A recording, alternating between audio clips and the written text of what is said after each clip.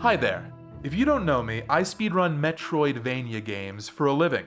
As you can probably imagine, Silksong has been on my radar for many years. And once September 4th rolled around, I bought the game, no life grinded the game to 100%, and now I can share my thoughts with you. Let's get the headlines out of the way first. Was Silksong worth the wait? Yes. Is Silksong the 2025 Game of the Year? Yes. Is Silksong the absolute best game ever made? Probably, yeah. I mean, if you enjoy 2D action games, this is about as good as it gets. But beyond the headlines, the picture gets more complicated because Silksong, despite being an amazing experience, is not what everyone was expecting. We'll start by talking about what everyone else is talking about: the difficulty. First, though, let me mention this review is going to be light on spoilers. I want as many people as possible to experience this game fresh. Almost all of the footage I'll be using for the background comes from Act 1. Okay, now the difficulty.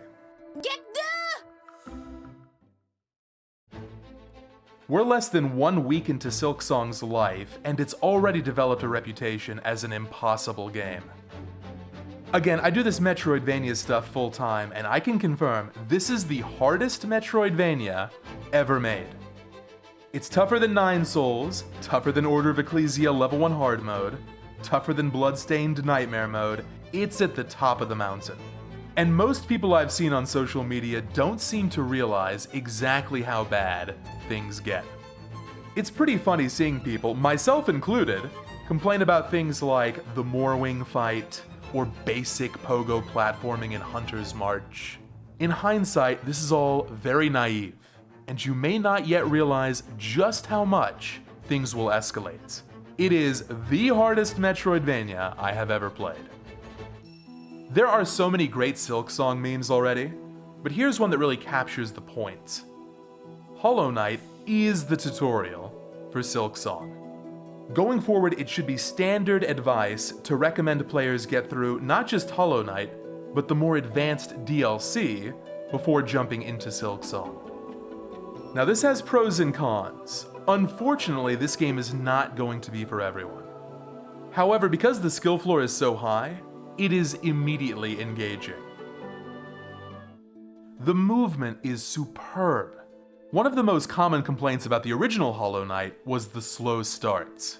Even if you know where to go, a good chunk of time early game is just spent holding forward. This has been fixed completely for Silksong. The moment you gain control of Hornet, you're pressing buttons. The controversial 45-degree pogo angle is actually great for getting around. Soon after, you'll pick up dash, and it just builds from there. You know, it's heartwarming. It's great to see Team Cherry listen to player feedback and improve on Hollow Knight without compromising on their vision. I'll betcha this becomes a trend. God, this is so blasphemous. Also, I'm dead. Oh my god! Whoops! Unexpectedly, some of the most controversial aspects of the first title have stuck around. For example, in Hollow Knight, a run back after dying could sometimes take a while, and most people were hoping to see this aspect toned down in the sequel.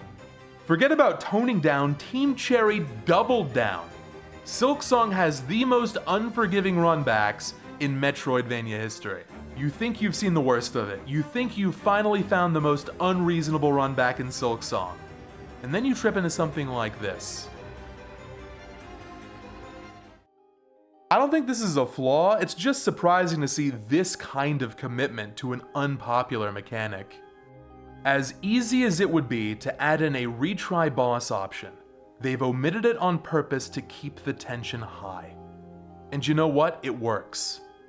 Silksong will never not hold your attention. Little bugs crawling around could take 2 masks away, running into Steam double hits for some reason. Lots of basic enemies have attack patterns, complicated and erratic enough to make for good boss fights. On top of this, iframes are now much harder to come by, you're more vulnerable while healing, and money is more valuable than ever. So when you die, when you think about the daunting runback that awaits you, and the possibility of losing all your money looms over you like a spider dangling from a web, you're going to be on the edge of your seat. Silksong is exhilarating. The new charm system is much harder to defend. At the moment, this is the weakest part of the game and a clear downgrade from Hollow Knight's. In Hollow Knight, you have a certain number of charm notches that grows over time, and each charm takes a certain number of notches to equip. Simple, elegant. In Silksong, charms are replaced with tools, and tools are equipped on a crest. Crests are interesting because they change Hornet's attack weapon and attack style. Each one has a gimmick, each one has a different configuration for tools. Typically you can equip 5 to 6 tools when a crest is fully powered up. Here's the problem.